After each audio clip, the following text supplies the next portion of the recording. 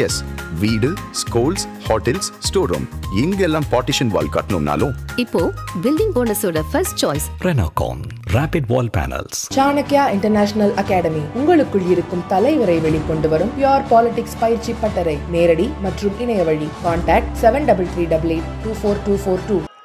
என் நெஞ்சில் குடியிருக்கும்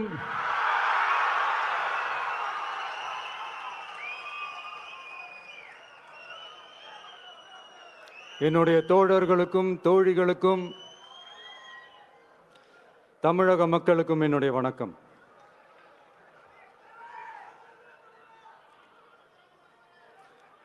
நம்ம குடும்ப உறவுகளை இழந்ததுனால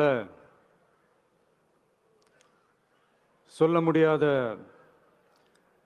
வேதனையிலும் வலியிலும் இவ்வளவு நாளாக இருந்தோம். அப்படிப்பட்ட அந்த சூழல்ல நம்ம சொந்தங்களின் மனம் பற்றி இருக்க வேண்டியது நம்மளுடைய கடமை. அதனால தான் அவங்களோட சேர்ந்து அமைதி காத்து வந்தோம். ஆனால் இப்படி அமைதி காத்து வந்த நேரத்தில் நம்மளை பற்றி வன்ம அரசியல் வலைகள், அர்த்தமற்ற அவதூறுகள்னு இந்த மாதிரி நிறையா விஷயங்கள் நம்மளை பற்றி பின்னப்பட்டன, பரப்பப்பட்டன. இது எல்லாமே சட்டம் மற்றும் சத்தியத்தின் துணை கொண்டு துடைத்து எறிய தான் போகிறோம்.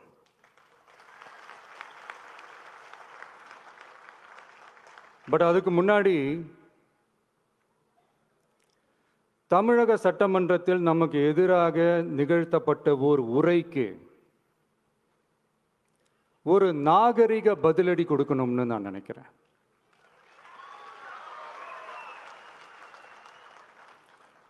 அரசியல் செய்ய விருப்பமில்லை, அரசியல் செய்ய விருப்பமில்லைன்னு அடிக்கடி சொல்ற முதல்வர் நம்மளை குறிப்பிட்டு பல்வேறு அவதூறுகளை பதிவு செய்வதன் வாயிலாக பெருந்தன்மையை பேரளவில் மட்டுமே பேசும் முதல்வர் 15/10/2025 அன்னைக்கு தமிழக சட்டமன்றத்தில் நமக்கு எதிராக பேசிய பேச்சில் எவ்வளவு வன்மத்தை கக்கியுள்ளார் என்பதையும், எப்படிப்பட்ட ஒரு அரசியல் செய்ய முயல்கிறார் என்பதையும் தமிழக மக்கள் உணராமலா இருப்பாங்க.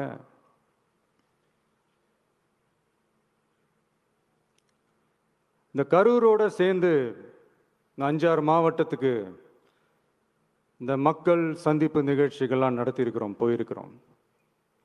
அங்கெல்லாம்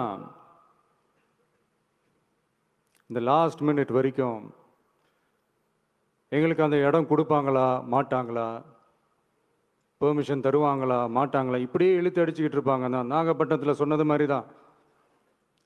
நாங்கள் ஒரு இடம் செலக்ட் பண்ணி கேட்போம், மக்கள் நல்லா ஸ்பேஷியஸாக நின்று பார்க்குற மாதிரி. பட் அவங்க அதையெல்லாம் ரிஜெக்ட் பண்ணிவிட்டு மக்கள் நெருக்கடியோடு நின்று பார்க்குற மாதிரி ஒரு இடத்த செலக்ட் பண்ணி எங்களுக்கு கொடுப்பாங்க. இது டிஃபால்ட்டாக எல்லா இடத்துலையும் இந்த ஒரு ஆர்கியூமெண்ட் நடந்துட்டுருக்குன்னு வைங்க. அது மட்டும் இல்லை, இந்தியாவிலேயே எந்த ஒரு அரசியல் கட்சி தலைவருக்கும் கொடுக்கப்படாத கண்டிஷன்ஸ். பஸ்ஸுக்குள்ளேயே இருந்து பார்க்கணும், மேலே கை காட்டக்கூடாது, இப்படிலாம் ஒரு அதீத கட்டுப்பாடுகளை கொடுத்த உடனே எங்கள் சைட்லேருந்து ஒரு அறிக்கையும் வெளியிட்டோம். அது மட்டும் இல்லை, தமிழக வெற்றி கழகம் சார்பாக அனைத்து கட்சிகளுக்கும் சமமாக ஒரு முறையான ஒரு பொது வழிகாட்டு முறைகள், SOPஸ்ன்னு சொல்லுவாங்க, அதையும் வழங்கணும்னு சொல்லி உயர்நீதிமன்றத்தையும் நாடி இருக்கணும். இதுவும் தமிழக மக்கள் உணராமலா இருப்பாங்க. இப்படி ஒரு அரசியல் காழ்ப்புடன், நேர்மை திறனற்று நம்மளை பற்றி குற்றம் சாட்டியுள்ள குறுகிய மனம் கொண்ட முதல்வர் அவர்களுக்கு ஒரு சில கேள்விகள். உச்சநீதிமன்றத்தில், அதாவது 13/10/2025 அன்னைக்கு வைத்தும் அந்தந்த உத்தரவுகளை வைத்தும் இந்த கேள்விகள்.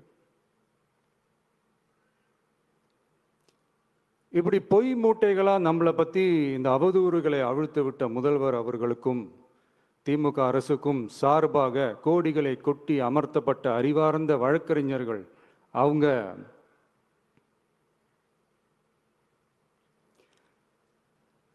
இந்த கபட நாடக திமுக அரசோட தில்லுமுல்லுகளை தாங்கி பிடிக்க இயலாமல் உச்ச நீதிமன்றத்தில் திக்கு திணறி நின்றது முதல்வர் அவர்களுக்கு மறந்துவிட்டதா? இந்த கரூர் சம்பவத்துக்கு அப்புறமே அவசரமா ஒரு தனிநபர் ஆணையம், அந்த தனிநபர் ஆணையத்தை அவமதிக்கிற மாதிரி அரசு உயர் அதிகாரிகள், காவல்துறை உயர் அதிகாரிகள் எல்லாருமே நம்மளை பற்றி ஃபுல்லாக இந்த அவதூறுகள் பரப்பி ஒரு செய்தியாளர்கள் சந்திப்பு அவசரமாக. இதெல்லாம் ஏன் நடக்குது? எதுக்காக நடக்குது அப்படின்னு ஒட்டுமொத்த தமிழக மக்களும் கேள்வி கேட்க ஆரம்பிச்சாங்க. இதுவும் தமிழக முதல்வர் மறந்துட்டாரா? அதுக்கப்புறம் அந்த தனிநபர் ஆணையத்தை தலையிலேயே கொட்டி வீட்டுக்கு அனுப்பிச்சிட்டாங்க. அது வேறு விஷயம்.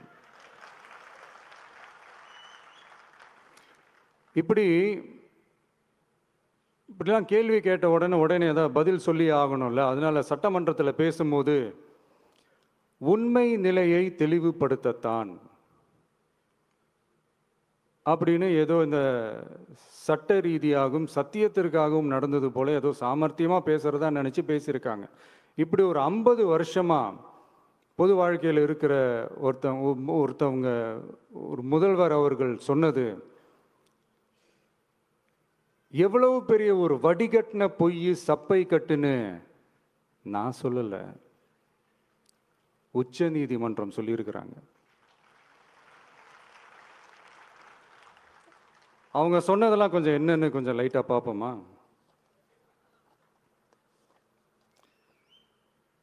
The comments which have been made before the media by the top officers of the police department may create doubt in the minds of the citizenry on impartiality and fair investigation.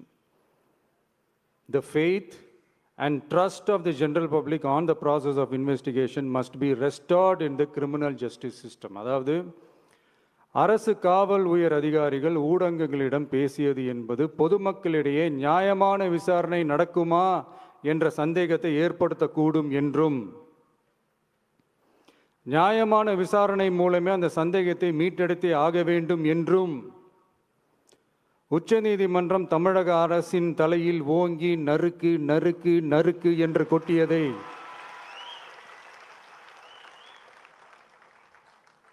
முதல்வர் அவர்கள் மறந்துட்டாரா?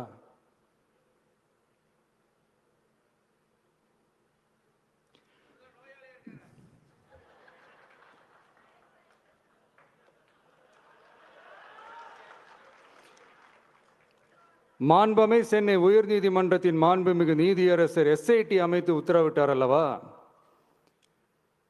அந்த உத்தரவை ஏதோ சட்டத்தின் மீதும் நீதி பரிபாலனத்தின் மீதும் மரியாதை கொண்டவர்கள் போல ஒரு நாடகத்தனமான கொண்டாட்டத்தை திமுகவிற்கு ஒத்து ஊதுவோரும் நடத்தி கூத்தாடி குதூளித்தனர் அல்லவா? தாவேகாவிற்கு எதிராகவும் நமக்கு எதிராகவும் உயர்நீதிமன்ற மாண்புமிகு நீதியரசர் தீர்ப்பளித்து விட்டதாக விதந்தோதி விழா எடுத்தனர் அல்லவா? அந்த உத்தரவை குறித்து சொல்லும்போது எந்த ஆவணத்தின் அடிப்படையில் அந்த உத்தரவு அமைக்கப்பட்டது? நான் கேட்கல, உச்ச நீதிமன்றம் கேட்டிருக்கிறாங்க.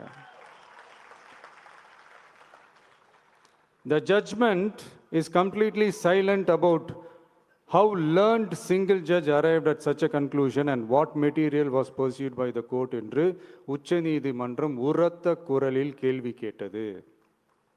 அப்போதும் கூட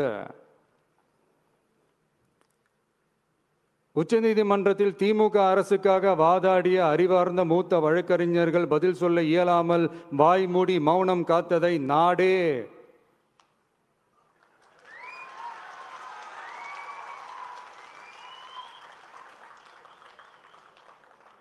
பார்த்ததல்லவா? இதையும் முதல்வர் அவர்கள் மறந்துட்டாரா?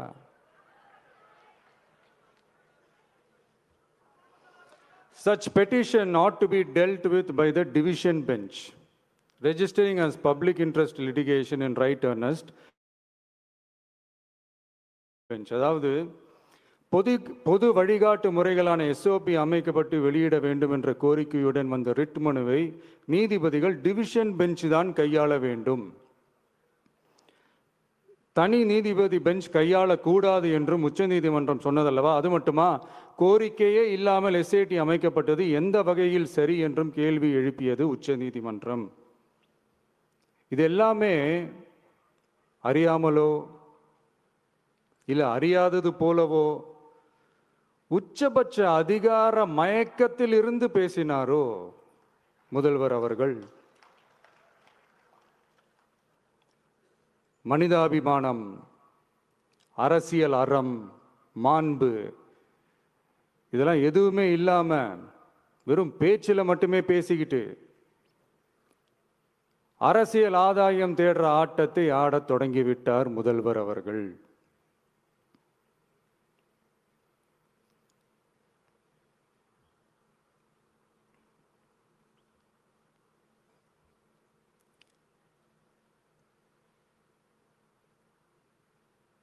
இதெல்லாம் என்ன அவங்களுக்கு புதுசா? என்ன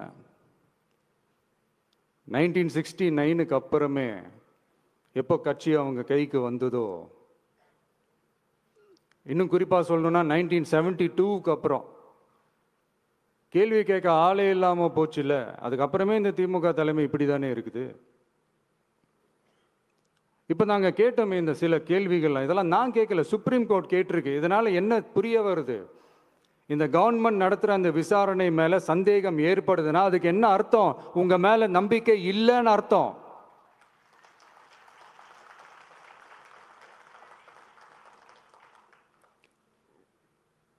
இதெல்லாம் ஏன் எதுக்காகன்னு முதல்வர் அவர்களுக்கு புரியுதா?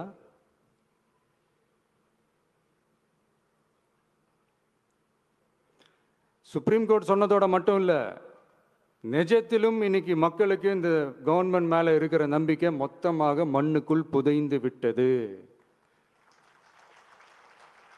இதுவாவது முதல்வர் அவர்களுக்கு புரியுதா? புரியலனா 2026 தேர்தலில் இந்த திமுக தலைமைக்கு மக்கள் இன்னும் ஆழமா அழுத்தமா புரிய வைப்பாங்க. அப்ப கூட இவங்க என்ன பண்ணுவாங்க தெரியும்ல, 5 வருஷத்துக்கு ஒரு வாட்டி பழக்க தோஷத்தில் ஒரு அறிக்கை ஒன்று வெளியிடுவாங்களே, மக்கள் தீர்ப்புக்கு தலை வணங்குகிறோம் அப்படின்ட்டு அந்த அறிக்கையை வெளியிட்டுட்டு இப்போ அறிவாலயத்தில் போய் ஓடி ஒளிஞ்சுப்பாங்க. இப்பவே ரெடி பண்ணி வச்சுக்கோங்க அந்த அறிக்கையை. எப்படி? மக்கள் தீர்ப்புக்கு தலை வணங்குகிறோம்.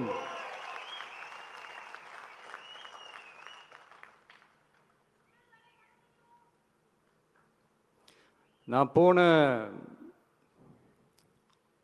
பொதுக்குழுவில் சொன்னதை தான் இங்கே நான் திரும்பவும் சொல்கிறேன்.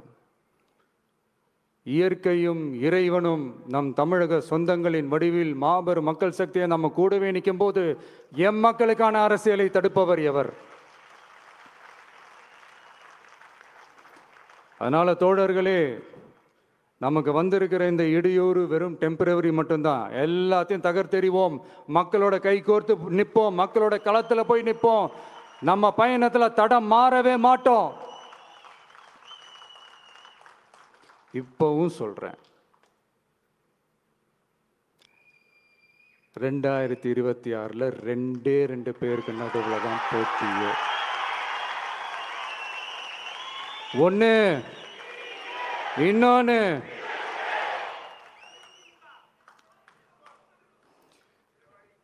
இந்த போட்டி இன்னும் ஸ்ட்ராங்கா மாறப்போகுது. 100% வெற்றி நமக்கு. வாகை சூடுவோம், வரலாறு படைப்போம், கான்பிடென்டா இருங்க, நல்லதே நடக்கும், வெற்றி நிச்சயம். மீண்டும் சந்திக்கும் வரை நன்றி, வணக்கம்.